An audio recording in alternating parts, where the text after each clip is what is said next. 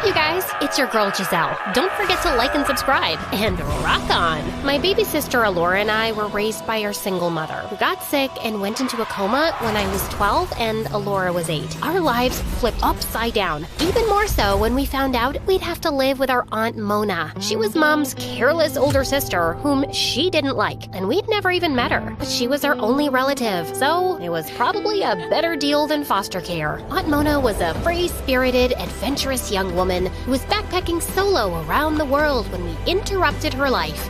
In a blink of an eye, she went from one of the youngest people to have ever climbed Mount Everest to a single mom of 2 girls she didn't give birth to. And she didn't have a clue about how to take care of children. Like knowing that kids run away when you aren't paying attention? Yeah, she once lost Alora at the mall and found her hours later, and they were both traumatized by that incident. But sometimes, it also made her the coolest guardian any kid could ask for. She didn't force us to eat broccoli. She allowed candy before dinner, and we stayed up as late as we wanted, binge-watching MSA on school nights. My sister Alora would sometimes use that to her advantage, despite being an overall easygoing kid. And as the younger one, she required more care from Mona, who would try to force that responsibility on me. I don't know what to do, Giselle. Help me out here. I've never had to deal with children before you guys came along. No, Mona, she obviously cannot adopt this wild snake as a pet. I don't want her to resent me for refusing her that. Can you please tell her yourself? In these situations, I always ended up being the party pooper, while those two got closer. Mona remained an irresponsible adult, spoiling my sister, and Alora definitely preferred her cool aunt over her protective older sister. On top of everything else, Alora was an A-grade student, so Mona was always proud of her. Maybe you should be more like Alora, because if you keep up with those grades, you won't be able to get into college, Giselle. Who said I want to go to college? I want to be a guitarist in a metal band. Well, you have to graduate from college first, then do whatever you want. Your mom wouldn't want it any other way. Also, this is just a phase. It's not a phase, Mona. It's who I am. And don't bring my mom into this. She always supported my talents, and she was chill. I'm sure she would support my music too. I grew up with her, so I know her better than you. Do you though? The last time I checked, Mom never liked you because you always put yourself first. Also, did you ever go to college? Why are you suddenly acting like some responsible adult? Don't talk back to me like that. I'm the one who takes care of you, so you need to obey me. I obey no one. Sorry you're stuck with us, but I'm old enough to know what's best for me, and I definitely don't need you to take care of me. Our endless ego duel started with that fight and lasted for a long time. If Mona didn't understand how important music was to me, I couldn't be bothered to convince her. I was a misfit in school because I dressed like a goth and was into metal music, but I'd formed a band with some kids I'd met in the park, and being with them was the only time I felt I belonged somewhere. School was a waste of time for me, so when Mona dropped us off every morning, I waited for her to go, and then went to practice in an abandoned warehouse with my friends. Life was good, and we were even working on our first album. My bandmates and I decided to play at a very famous local metal festival the coming weekend. But of course, Mona had to overreact massively. What do you mean a metal festival? That's no place for a child. Are you trying to send me into a coma with my sister? Chillax, man. Why are you being so melodramatic? Maybe because she's worried about you and the company you're keeping? Your friends are a bad influence on you. Shut up, Mini Raccoon. Keep your nose out of my business. You're just Mona's butt wipe. Despite all her efforts, Mona couldn't keep me away from the festival. We had practiced so hard, and I wasn't letting this opportunity slide. The festival was massive, and I was loving the energy of the crowd and getting to see the other bands perform. But just before it was our turn, the police crashed the event and dispersed the crowds because apparently the festival didn't have a permit. My bandmates and I ran faster than Roadrunner until we ended up near the town's historical municipal building. As an act of protest against the way the metalheads were treated, we decided to write messages and spray paint all over the building's old walls. Anarchy was in town, and before we knew it, the police caught up to us and took us to the station. The humiliation I felt when Mona arrived to bail me out was unmatched. I just knew that she would use this card against me for the rest of my life.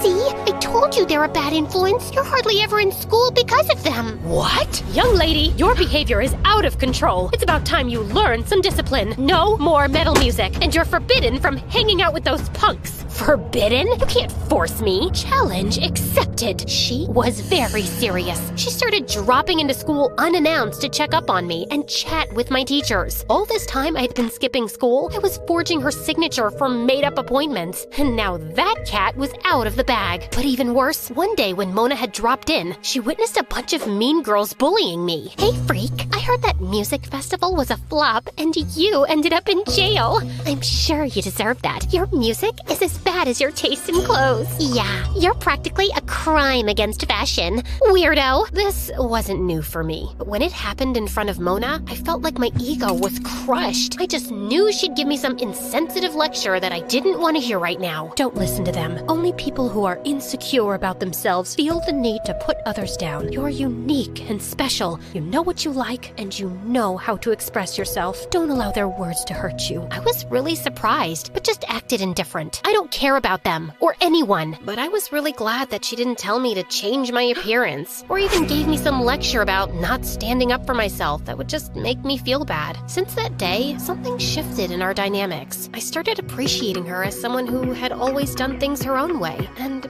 wasn't afraid to be herself. I started wondering why Mom disliked her so much. She wasn't all that bad. So one day, when Mona was at her yoga class, I decided to look through her photo albums to see when exactly they stopped talking. As I was digging through some boxes, I found Mona's old diaries. I knew it was wrong, but I couldn't help reading them, and I felt like I was getting to know a very relatable and real person with whom I had a lot in common. But then I came upon the entry that made everything clear. Grandpa was a single parent, and he was sick for years when Mona and Mom were teenagers, and their financial situation wasn't the best. So instead of staying with Mom to help her, Mona stole a bunch of Grandma's jewelry and Grandpa's cash, then ran away from home at 18 to go backpacking around the world. Mona's confessions in her diary were her true thoughts, so it wasn't just Mom's opinion of her. She was an irresponsible, selfish older sister who had left Mom to struggle. Mom never had the opportunity to do things she liked because she had responsibilities bigger than her ever since she was 15. Mona had stolen Mom's youth. I was so distracted and angry in the following days that I couldn't even focus on band practice, which wasn't good for us because our album was launching soon. We also had a tour planned, and I needed Mona's permission to skip school for 2 weeks and travel around the country. I was already hating that idea, and the conversation didn't go well. I just want to know where you get your audacity from, Giselle. You get to be your own person, but not before you finish high school. I thought I made that clear. Also, I still don't like your irresponsible bandmates, and I can't let you travel around with them. This is a once-in-a-lifetime opportunity, which is important for my future career. And you know what? I can't even take you seriously when I know how irresponsible and selfish you are. Excuse me? You heard me. Your lack of responsibility ruined Mom's life. She had to become an adult too soon because her older sister decided to bail on her. And don't try to deny it. I read your own confession in your diary. You read my diary? This is such an invasion of privacy. I don't want to see your face right now. You're grounded. Gladly. Plan B it was. That night, I wrote her a letter and snuck out my window. Not so dear Mona. When I'm famous and successful, don't come knocking at my door. I want you to remember how terrible you were to me and my mom. Selfish witch. Rock on, Giselle. The adrenaline rush I felt as I left the house in the middle of the night was unmatched. I rushed down our street as fast as I could to my friends who were waiting for me in their van. And so, my new life as a rebellious musician began. The next morning, I woke up to 20 missed calls from Mona and 70 voice notes. Alora also left me tons of texts saying Mona was furious and I had to come back home. So I decided to turn off my phone and enjoy the decision I had made. Night after night, we played in different cities across several states, and the crowds loved us everywhere. It felt good being cheered by unknown people, meeting potential connections in the music industry, and getting paid. But after 3 weeks on the road with my bandmates, I started noticing how tiring living in a van with them was. They didn't clean up after themselves and often had the pettiest arguments. They also became lazy and stopped taking this tour seriously. We even missed a couple of shows because they didn't feel like it. I missed hot showers and delicious homemade food. I even felt Mona and Alora's absence. But I couldn't bear to hear Mona's "I told you so" and admit she was kinda right about my friends. I knew I would have some big punishment waiting for me back home. One night after our concert, it was raining heavily, so we decided to stay in a hotel to rest and and wait for the rain to stop. But we couldn't afford a good hotel, so the 5 of us had to share a shabby room. And being the youngest, they made me sleep on the floor. And the next morning, we realized that our dream tour had turned into a real nightmare. Is that our van floating down the street? It had rained so much that there was flash flooding in town. Unless we managed to get a boat or build an ark, we couldn't get out. The electricity and internet connection was down too, so we were basically stuck with no contact with the outside world. The next 2 nights, things got worse as we waited for some help to come. Everyone was scared and hungry. And to top that, my bandmates managed to push all my buttons when they suggested we swim for it. They were morons. I spent all my time regretting the way I'd left. I realized that I'd left Alora with our selfish aunt to pursue my dreams, kind of what Mona had done to Mom. Now, in this grave danger, I wondered if I'd ever get to see my sister again. But the next morning, we woke up to the loud sound of helicopters. We rushed to the rooftop to see the rescue teams had finally reached our area. And just then, I heard a familiar, high-pitched, distinct voice screaming from a megaphone. "That's her over there!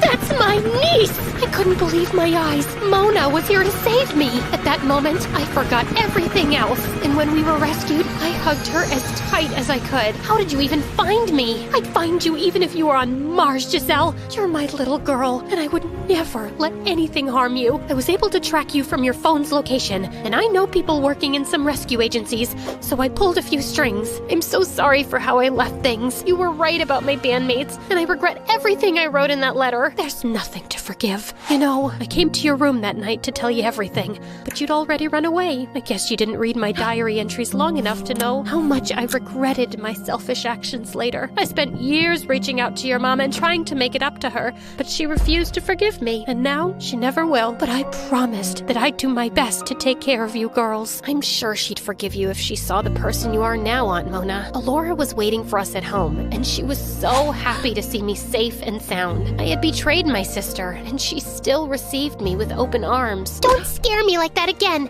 and don't leave me. Never, I promise.